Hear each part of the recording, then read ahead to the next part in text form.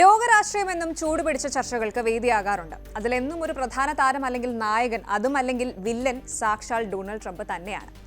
ഏതായാലും അല്പം വൈകി എത്തിയെങ്കിലും കഴിഞ്ഞ ദിവസം ദാവോസിൽ നടന്ന വേൾഡ് ഇക്കണോമിക് ഫോറത്തിൽ ട്രംപ് നടത്തിയ പ്രസംഗം ഇപ്പോൾ ലോകമെങ്ങും വലിയ ചർച്ചാ വിഷയമായി മാറിയിരിക്കുകയാണ്.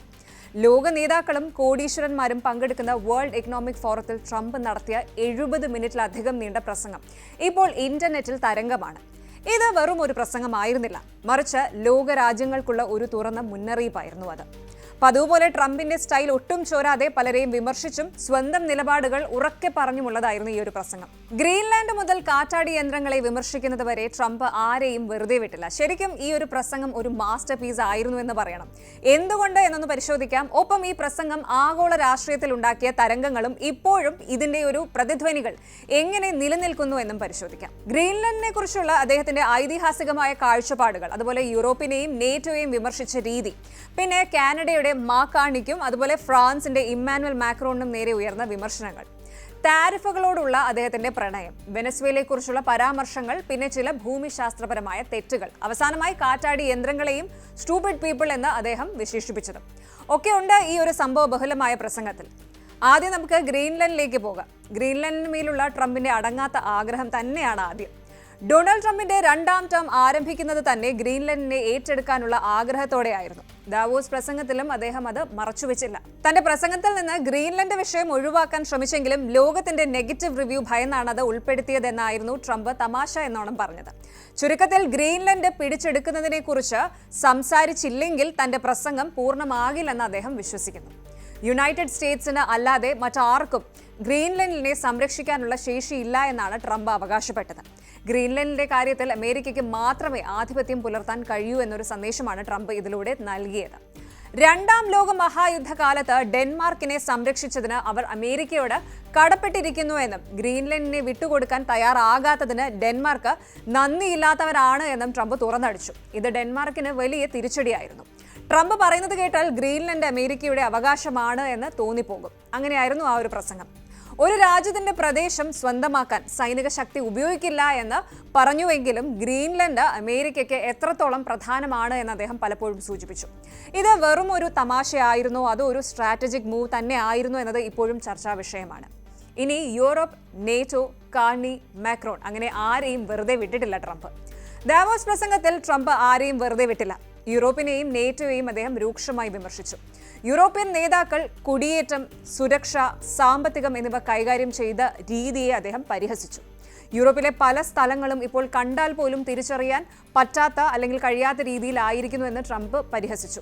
യൂറോപ്പിന്റെ പഴയ പ്രതാപം നഷ്ടപ്പെട്ടുവെന്നും അവിടെ വലിയ തോതിലുള്ള മാറ്റങ്ങൾ, പ്രത്യേകിച്ച് കുടിയേറ്റം മൂലം അങ്ങനെയുള്ള മാറ്റങ്ങൾ സംഭവിച്ചു എന്നാണ് അദ്ദേഹം അർത്ഥമാക്കിയത്. അവിടെയുള്ള ഭരണാധികാരികളുടെ പരാജയമാണ് ഇതെന്നും അദ്ദേഹം പറയാതെ പറഞ്ഞു വെക്കുകയായിരുന്നു. കാനഡയുടെ മാക്കാണിക്കും ഫ്രാൻസിന്റെ ഇമ്മാനുവൽ മാക്രോണിനും നേരെയും ട്രംപിന്റെ വിമർശനങ്ങൾ ഉയർന്നിരുന്നു. ഓരോ നേതാക്കളെയും പ്രത്യേകം പേരെടുത്ത് വിമർശിക്കാൻ ട്രംപ് ഒരു മടിയും കാണിച്ചില്ല.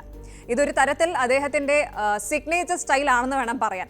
അന്താരാഷ്ട്ര വേദികളിൽ പോലും വ്യക്തിഗതമായ വിമർശനങ്ങൾ ഉന്നയിക്കാൻ അദ്ദേഹത്തിന് ഒരു മടിയുമില്ല. പിന്നാലെ ട്രംപിന്റെ പ്രിയപ്പെട്ട താരിഫുകളായിരുന്നു. ട്രംപ് അധികാരത്തിൽ വന്നതിന് ശേഷം ലോകക്രമത്തെ തന്നെ മാറ്റിമറിച്ച ഒന്നാണ് ഈ താരിഫുകൾ എന്ന് പറയുന്നത്.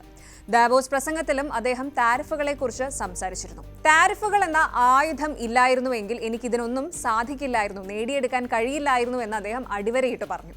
അതായത് ലോകരാജ്യങ്ങളെ ചർച്ചാമേശയിലേക്ക് എത്തിക്കാനും തന്റെ നിബന്ധനകൾ അംഗീകരിപ്പിക്കാനും ട്രംപ് ഉപയോഗിച്ച ഏറ്റവും വലിയ ടൂൾ ഈ താരിഫുകൾ തന്നെയായിരുന്നു എന്ന് ചുരുക്കം.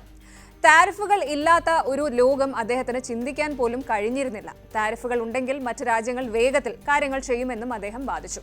ഇത് ട്രംപിന്റെ മാസ്റ്റർ നെഗോസിയേഷൻ ടെക്നിക് ആണെന്ന് അദ്ദേഹം വിശ്വസിക്കുന്നു. പക്ഷേ ലോകരാജ്യങ്ങൾക്കിടയിൽ ഇത് പലപ്പോഴും ട്രേഡ് വാർസിലേക്ക് നയിച്ചു. അടുത്തത് ട്രംപും വെനസ്വേലയും.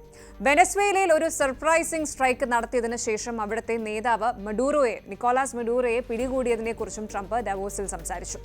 വെനസ്വേലയുടെ ഭാവിയെക്കുറിച്ചുള്ള തന്റെ കാഴ്ചപ്പാടുകളും അദ്ദേഹം പങ്കുവച്ചിരുന്നു. ഈ വിഷയത്തിൽ അമേരിക്കയുടെ ഇടപെടൽ ആഗോളതലത്തിൽ വലിയ വിമർശനങ്ങൾ ഏറ്റുവാങ്ങിയിരുന്നു. ഇനിയാണ് ഏറ്റവും പ്രധാനപ്പെട്ട ഭാഗം. ലോകമെമ്പാടും താൻ 8 യുദ്ധങ്ങൾ അവസാനിപ്പിച്ചുവെന്ന് ട്രംപ് അവകാശപ്പെടുന്നു. ഇത് വളരെ വിവാദപരമായ ഒരു വാദമാണ്. ഇന്ത്യ, പാകിസ്ഥാൻ, മറ്റു ചില യുദ്ധങ്ങൾ ഞാൻ പരിഹരിച്ചു, വ്ളാഡിമിർ പുടിൻ എന്നെ വിളിച്ചു, അർമേനിയ, അസർബൈജാൻ, ട്രംപ് പറഞ്ഞു. എന്നിട്ട് അബർബൈജാൻ എന്നല്ല അസർബൈജാൻ എന്നാണ് ആ രാജ്യത്തിന്റെ പേര് തെറ്റിപ്പറഞ്ഞത് ഒരു വലിയ തമാശയായി മാറുകയും ചെയ്തു. ഇത്തരം തെറ്റുകൾ അദ്ദേഹത്തിന്റെ പ്രസംഗത്തിൽ പലപ്പോഴും കടന്നുകൂടിയിരുന്നു. ഇത് അദ്ദേഹത്തിന്റെ സ്വാഭാവികമായ സംസാര രീതിയുടെ ഭാഗമാണോ അതോ വിവരമില്ലായ്മയാണോ എന്നുള്ള ചർച്ചകളും എന്തായാലും നടക്കുന്നുണ്ട്.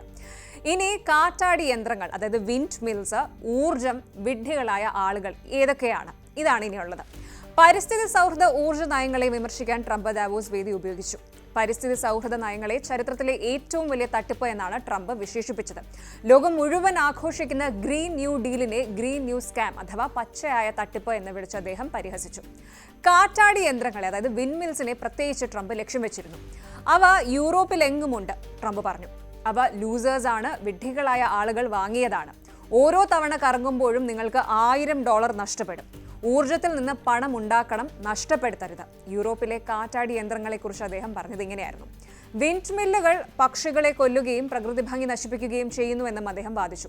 ശരിക്കും ഇത് പരിസ്ഥിതി പ്രവർത്തകർക്കിടയിൽ വലിയ വിമർശനങ്ങൾക്ക് വഴിവെച്ചിട്ടുണ്ട്. ട്രംപിന്റെ ദാവോസ് പ്രസംഗം ഒരു സാധാരണ പ്രസംഗമായിരുന്നില്ല. അതൊരു പൊളിറ്റിക്കൽ സ്റ്റേറ്റ്മെന്റ് തന്നെയായിരുന്നു. അദ്ദേഹത്തിന്റെ വാക്കുകൾക്ക് പ്രസക്തിയുണ്ട്. പല രാജ്യങ്ങളും ഗ്രീൻലൻഡിനെ കുറിച്ചുള്ള അമേരിക്കയുടെ താൽപ്പര്യങ്ങളെ ഇപ്പോഴും സൂക്ഷ്മമായി നിരീക്ഷിക്കുന്നുണ്ട്. കാലാവസ്ഥാ വ്യതിയാനത്തെക്കുറിച്ചുള്ള ചർച്ചകളിൽ കാറ്റാടി യന്ത്രങ്ങളും അതുപോലെ മറ്റ് പുനരുപയോഗ എനർജി സ്രോതസ്സുകളെയും കുറിച്ചുള്ള അദ്ദേഹത്തിന്റെ കാഴ്ചപ്പാടുകൾ ചർച്ച ചെയ്യപ്പെടുന്നുണ്ട്. ഏതായാലും ഈ ഒരു പ്രസംഗം ട്രംപിന്റെ വ്യക്തിമുദ്ര, സിഗ്നേച്ചർ പതിഞ്ഞ ഒന്നായിരുന്നു. ലോക നേതാക്കൾക്കിടയിൽ തന്റെ നിലപാട് ഉറക്കെ പറയാൻ അദ്ദേഹം ഒരു മടിയും കാണിച്ചിരുന്നില്ല. അത് നല്ലതോ ചീത്തയോ ആകട്ടെ, ട്രംപിന്റെ വാക്കുകൾ ലോകരാഷ്ട്രീയത്തിൽ എപ്പോഴും ഒരു ഇമ്പാക്റ്റ് ഉണ്ടാക്കിയിട്ടുണ്ട്. കൂടുതൽ വാർത്തകൾക്ക് News 18 Keralam YouTube channel subscribe ചെയ്യുക.